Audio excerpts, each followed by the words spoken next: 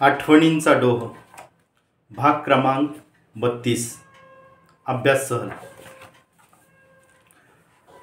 शेवगाववरून माझा छोटा भाऊ अनिल नियमितपणे कांबी बसने नगरला डबा पाठवित असे. स्टेशनवरून डबा आणला की जेवण होई. मग रोज काही अभ्यास असेल तर तो अभ्यास करेल, हातात पडेल ते पुस्तक वाचत असे. दिलीप वावरे, विलास कातकडे सोबत कधी कधी आम्ही फिरायलाही जाई. तर सुदेश भोसले, संजय गवळी यांच्यासोबत नियमित महावीर कला दालनमध्ये पेपर वाचायला जात असे. कधीकधी रविवारच्या पुरवणीमध्ये माझे लेख किंवा कविता प्रसिद्ध होत असत. मग ज्या वृत्तपत्रामध्ये कविता किंवा लेख आलेला असेल तो पेपर घेऊन मी CSIDत सर्वांना दाखवित असे. सारे काही सुरळीत चालू असतानाच अचानक बाबरी मशीद पडल्याने मुंबईत कर्फ्यू लागू झाला. हिंदू मुस्लिम दंगल सुरू झाली आणि हळूहळू त्या दंगलीचे लोण सर्व दूर पसरू लागले. मग नगरलाही कर्फ्यू लागू झाला. ST गाड्या बंद झाल्या आणि गाड्या बंद झाल्याने आपोआप डबा बंद झाला. त्यामुळे फार मोठ्या अडचणी निर्माण झाल्या. CSID मधील मुलांना अण्णांच्या मेसशिवाय आता पर्याय नव्हता, कारण बाहेर कर्फ्यू लागल्याने त्यांना बाहेरच्या मेसपर्यंत पोहोचणं शक्य नव्हतं. आमच्या सकट सर्वांना अण्णा जेवण देत असे. बाहेर ज्यांच्या मेस होत्या त्यांच्या तर खूप मोठ्या अडचणी निर्माण झालेल्या होत्या. सर्वांना जेवण देत असल्यामुळे 3-4 दिवसानंतर अण्णाकडील सर्व साहित्य संपलं. मुलांना कसं जेवण देता येणार या चिंतेत ते पडले.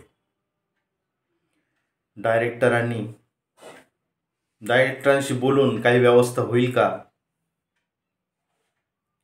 हे ते पाहत होते. शेजारी अप्पर जिल्हाधिकारी निवास होता. त्यांच्या कानावर कोणीतरी ही गोष्ट घातली. मग त्यांनी तांदूळ मिळण्याची व्यवस्था केली. सर्वजण अण्णाला स्वयंपाकामध्ये मदत करत असत, कारण बाहेरून स्वयंपाकासाठी येणाऱ्या मावशाही येणं आता शक्य नव्हतं.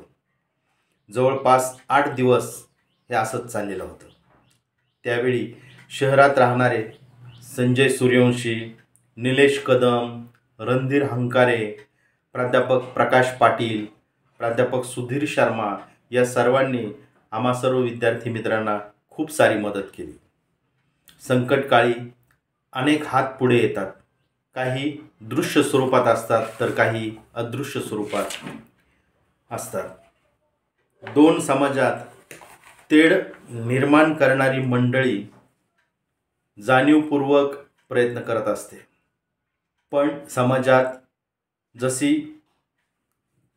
सज्जनांची संख्या जास्त आहे असे वनवे हळूहळू या सज्जनांच्या संख्येने कमी होऊ लागले. 8-10 दिवसात हे सर्व शांत झालं आणि परिस्थिती पूर्वपदावर यायला सुरुवात झाली. मोठ्या शहरातील किंवा परराज्यातील सामाजिक संस्था पाहण्यासाठी प्रथम वर्षाची सहल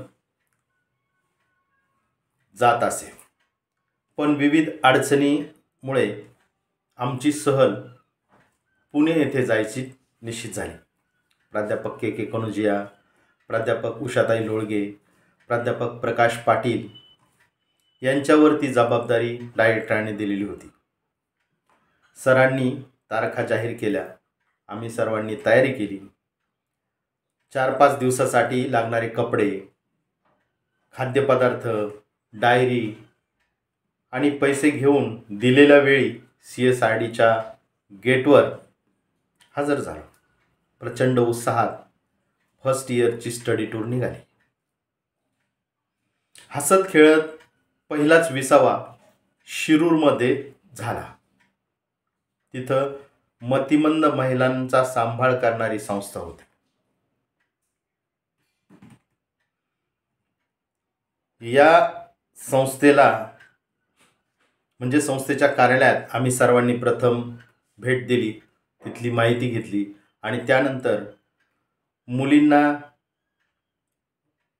तेथील परिस्थिती पाहण्यासाठी, जवळून पाहण्यासाठी घेऊन मॅडम गेल्या आणि मुलांना आम्हा सर्वांना खालून वरांड्यातूनच माहिती दिली. आतील महिलांचा आवाज, त्यांचा संवाद आमच्यापर्यंत पोचत होता. त्यावरून कल्पना येत होती. विषण्ण मनाने आम्ही तेथून निघून बाहेर पडलो. मग आपापल्या मैत्रिणीने पाहिलेले अनुभव आम्हा सर्व विद्यार्थी मित्रांना शेअर केले. पुणे स्टेशन जवळील एका चर्चमध्ये सर्वांची राहण्याची व्यवस्था करण्यात आलेली होती. येथील फादर स्वतः सर्वांची आपुलकीने चौकशी करून व्यवस्था पाहत होते. 2 दिवस विविध कंपन्या, सामाजिक संस्था पाहून शेवटच्या दिवशी एकविरा देवीच्या दर्शनासाठी, तेथील निसर्ग सौंदर्य पाहण्यासाठी आम्ही सर्व रवाना झालो. येताना काही ठिकाणं पाहून अहमदनगरला पुन्हा आमचा प्रवास सुरू झाला. तो सर्व प्रकारचा